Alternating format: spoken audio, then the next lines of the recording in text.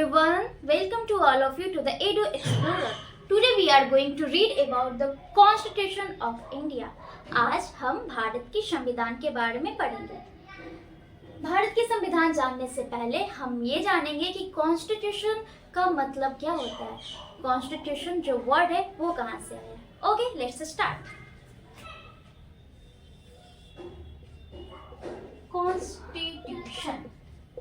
Constitution, okay, ये जो constitution word है वो लैटिन वर्ड कॉन्स्टिट्यूटिव से आया, ठीक है। इसका मतलब होता है which means to stabilize। क्या स्टेबलाइज करना? रूल्स, रेगुलेशंस या कोई लॉज और प्रिंसिपल्स, लॉज एंड प्रिंसिपल्स, ठीक है।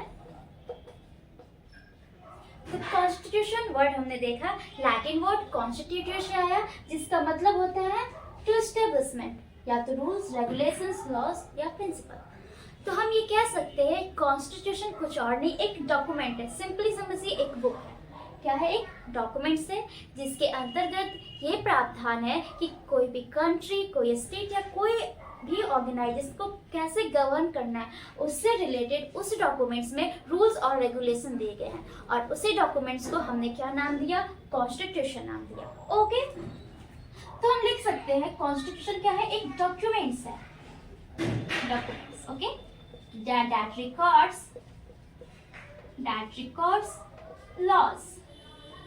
laws and principles, that record laws and principles how to run or govern any country, how to run या फिर इसको कहते हैं और govern, ठीक है।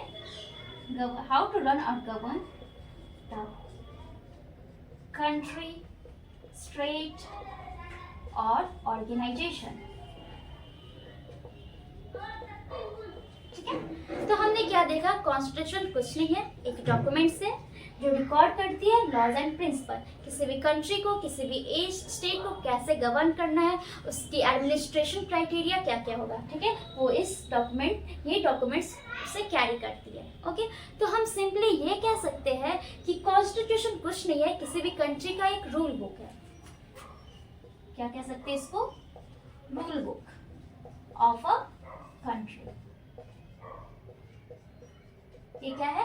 एक कंट्री का रूल बुक है that guides the action of the government and protect the right of the citizens। एक रूल बुक है जो गवर्नमेंट के एक्शंस को देखती है और सिटीजन्स के राइट को कंट्रोल करती है, ठीक है। कॉन्स्टिट्यूशन गवर्नमेंट और पीपल के रिलेशनशिप को स्टेबलाइज करती है, ठीक है। स्टेब्लिशमेंट, रिलेशनशिप between government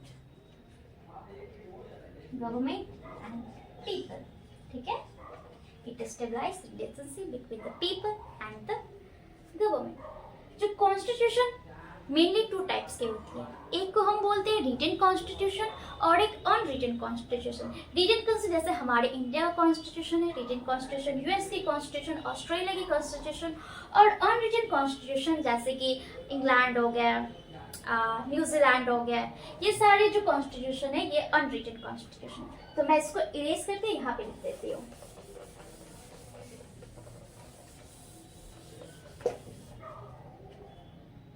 तो हमने देखा कॉन्स्टिट्यूशन है मेनली टू टाइप के हैं, एक है रिटन कॉन्स्टिट्यूशन और एक है अनरिटन कॉन्स्टिट्यूशन। रिटन कॉन्स्टिट्यूशन में जैसे हो गया इंडिया की कॉन्स्टिट्यूशन, यूएसए की कॉन्स्टिट्यूशन, ऑस्ट्रेलिया की कॉन्स्टिट्यूशन, ये सारे क्या है? रिटन। और अनरिटन में हम एग्जांपल देखेंगे तो ब्रिटेन की कॉन्स्टिट्यूशन, ठीक है, न्यूजीलैंड की, ये सारे जो कॉन्स्टिट्यूशन है ये क्या है? Unwritten constitution. तो कॉन्स्टिट्यूशन कितने टाइप के हो गए? रिटन भी हो सकते हैं और अनरिटन भी हो सकते हैं, ठीक है। कॉन्स्टिट्यूशन जो है सोसाइटी में एक गुड कोऑर्डिनेशन प्रोवाइड करती है, ओके, ताकि हमारी सोसाइटी में हार्मनी मेंटेन रह सके। यहाँ पे मैं लिखती हूँ, it provides a set of rules. क्या प्रोवाइड करती है? सेट ऑफ रूल्स, ठीक है, ताकि जो सोसाइटी में कोऑर्डिनेशन मेंटेन रहे, गुड कोऑर्डिनेशन रहे, गुड कोऑर्डिनेशन रहे, और क्या हो, डिस्क्रिमिनेशन ना हो। Discrimination on the basis of birth, caste, religion, sex and descent. तो एक रूल सेट करती है, एक बेसिक रूल्स प्रोवाइड करती है, जो कि हमारे सोसाइटी में पीपल के बीच गुड कोऑर्डिनेशन बनाती है और पीपल के बीच हार्मनी क्रिएट करती है। और ये डिस्क्रिमिनेशन को प्रोवाइड करती है कि कोई भी पीपल किसी के रिलीजन, रेस, कास्ट, सेक्स और प्लेस ऑफ बर्थ पर डिस्क्रिमिनेट ना करे। तो ये था हमारा कॉन्स्टिट्यूशन। ये जो है हमारे कॉन्स्टिट्यूशन, ये हमारे फंडामेंटल राइट को इंश्योर करती है, ठीक है, ensure our fundamental rights, okay. ये क्या करती है? हमारे फंडामेंटल राइट्स को इंश्योर करती है। और सबसे इंपॉर्टेंट बात, ये गवर्नमेंट का लिमिटेशन, गवर्नमेंट के एक्शंस को लिमिटेड करती है। गवर्नमेंट मोनोपोली नहीं कर सकती, वो अपना हेजोमोनी क्रिएट नहीं कर सकती है। तो ये क्या करती है? गवर्नमेंट के एक्शंस को लिमिटेड करती है। गवर्नमेंट अब ये नहीं जब चाहे तो हमारा राइट्स हमसे नहीं छीन सकती है, उसके ऊपर कॉन्स्टिट्यूशन का है रिस्ट्रिक्शन डालती है। तो ये क्या करती है? जो गवर्नमेंट के एक्शन है, गवर्नमेंट के एक्शंस को लिमिटेड करती है। क्या करती है? गवर्नमेंट के एक्शंस को लिमिटेड, ठीक है, लिमिटेड करती है। गवर्नमेंट के एक्शंस को लिमिटेड करती है ताकि गवर्नमेंट अपना मोनोपोली क्रिएट ना कर सके, ठीक है, और लोगों की फंडामेंटल राइट्स प्रोटेक्ट हो सके, ठीक है। ओके, ये था कॉन्स्टिट्यूशन का ओवरव्यू। कॉन्स्टिट्यूशन वर्ड कहाँ से आया, कॉन्स्टिट्यूशन का डेफिनेशन क्या था, कॉन्स्टिट्यूशन कितने टाइप्स के होते हैं, और कॉन्स्टिट्यूशन कैसे गवर्नमेंट और पीपल के बीच रिलेशनशिप स्टेबलाइज करने में हेल्प करता है, और कैसे कोई कॉन्स्टिट्यूशन गवर्नमेंट के पावर को लिमिटेड करते हैं। ओके, अब हम पढ़ेंगे इंडिया के कॉन्स्टिट्यूशन के बारे में। Should I erase it? Okay.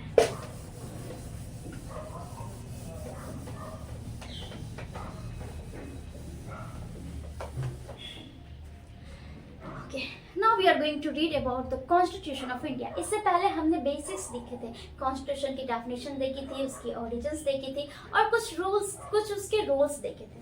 अब हम देखेंगे इंडिया के कॉन्स्टिट्यूशन,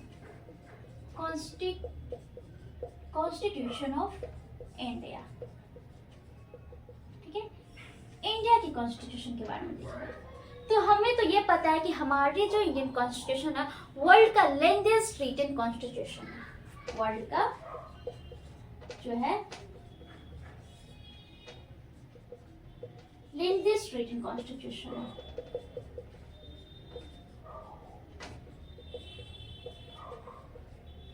हमारा जो कॉन्स्टिट्यूशन है वर्ल्ड का लेंथेस्ट रिटन कॉन्स्टिट्यूशन है। ओके, ये कॉन्स्टिट्यूशन फ्रेम कहाँ हुआ है? ये ऑब्वियसली सी बात है, कॉन्स्टिट्यूशन असेंबली में हुआ होगा।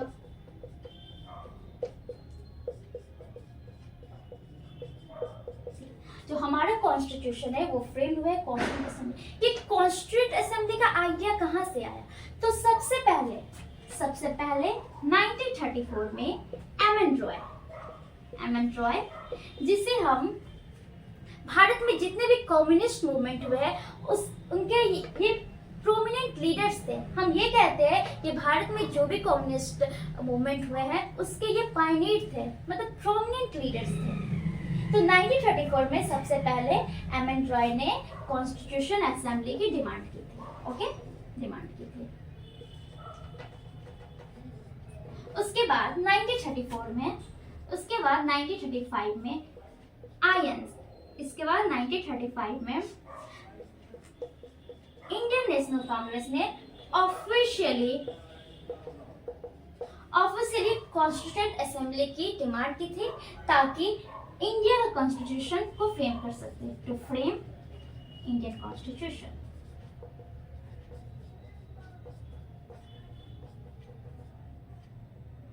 तो 1935 में इंडियन नेशनल कांग्रेस ने first time officially constituent assembly की डिमांड की थी ताकि हमारे इंडियन कॉन्स्टिट्यूशन फ्रेम किया जा सके। ठीक है, 1938 में जवाहरलाल नेहरू ने 1938 में जवाहरलाल नेहरू ने ये डिक्लेयर किया कि जो हमारा कॉन्स्टिट्यूशन है, हमारा जो कॉन्स्टिट्यूशन फ्रेम होगा वो बिना किसी भी आउटसाइडर के इंटरफेरेंस से, मतलब हमारे कॉन्स्टिट्यूशन में जो भी मेंबर्स होंगे वो इंडियंस मेंबर होंगे, कोई भी आउटसाइडर्स नहीं रहेगा। और जो कॉन्स्टिट्यूएंट असेंबली में मेंबर्स इलेक्ट होंगे वो एडल्ट फ्रेंचाइजी के बेसिस पे इलेक्ट होंगे। ठीक है, तो इन्होंने क्या डिक्लेयर किया? डिक्लेयर कि कॉन्स्टिट्यूशन ऑफ फ्री इंडिया,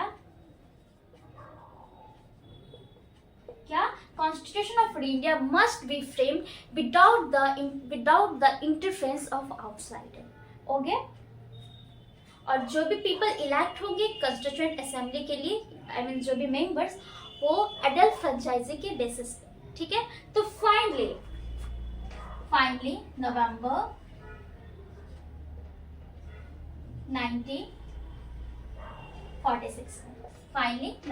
1946 में कैबिनेट मिशन के अंतर्गत कॉन्स्टिट्यूएंट असेंबली को स्टेबलाइज किया गया और हमारा कॉन्स्टिट्यूशन बनना स्टार्ट हुआ। तो हमने देखा सबसे पहले कॉन्स्टिट्यूएंट असेंबली की मांग 1934 में की थी और उसके बाद फाइनली हमें नवंबर 1946 को इजाज़त मिली कॉन्स्टिट्यूएंट असेंबली बनाने की, और वो भी किसके? कैबिनेट मिशन के फॉर्मूले के अंदर। ठीक है, कैबिनेट मिशन प्लान आया था उस टाइम और उसके अंदर ही इंडियन कॉन्स्टिट्यूएंट असेंबली बना सकती है, ये प्रावधान था। ओके,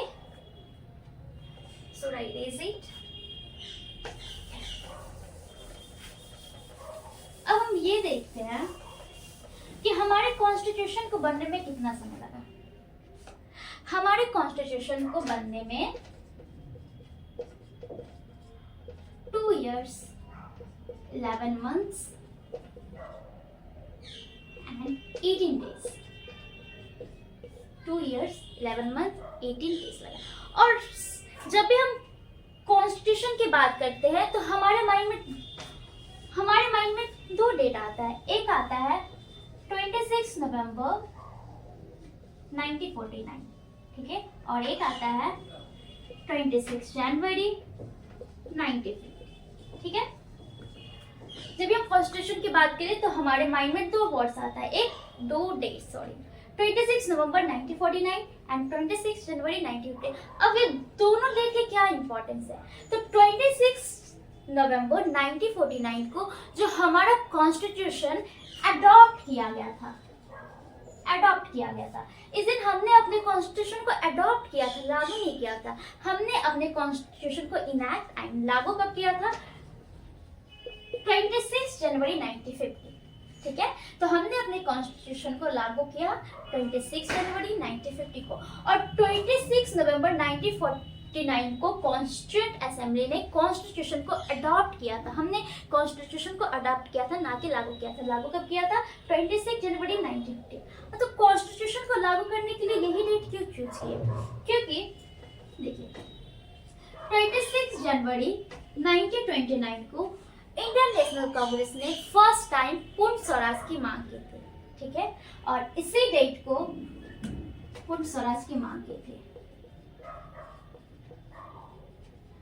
ठीक है, और इसी डेट को मेमोरेबल बनाने के लिए हम 26 जनवरी 1950 को कॉन्स्टिट्यूशन इनैक्ट किए और इस डेट को हर years as a republic day के रूप में सेलिब्रेट करते हैं।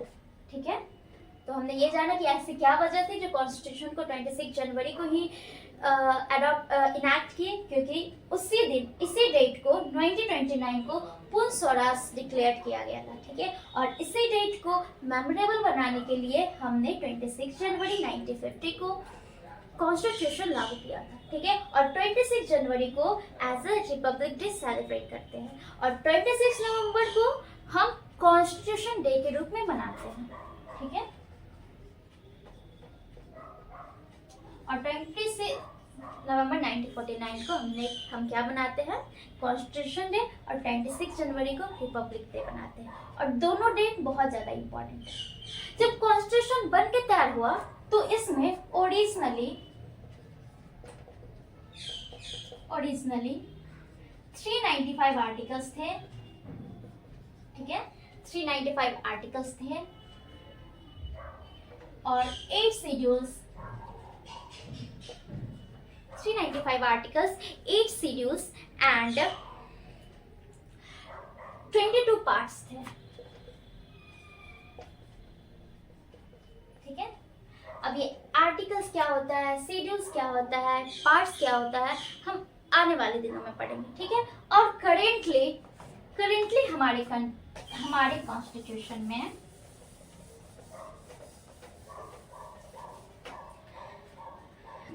हमारे कॉन्स्टिट्यूशन में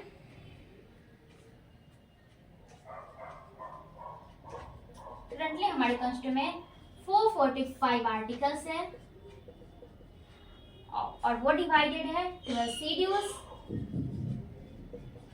एंड 25 पार्ट्स में, ओके।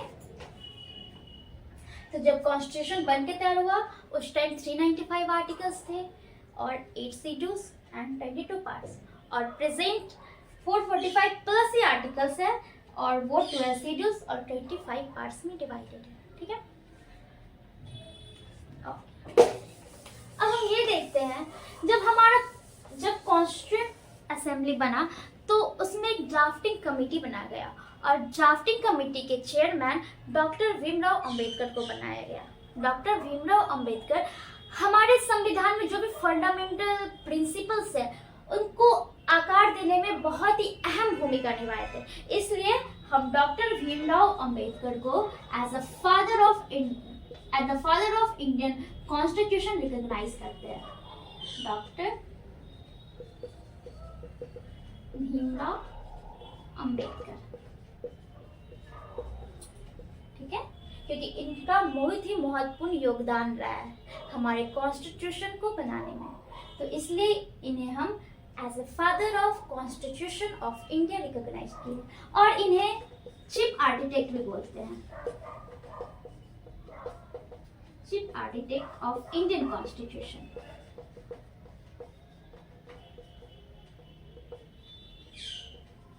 ठीक है।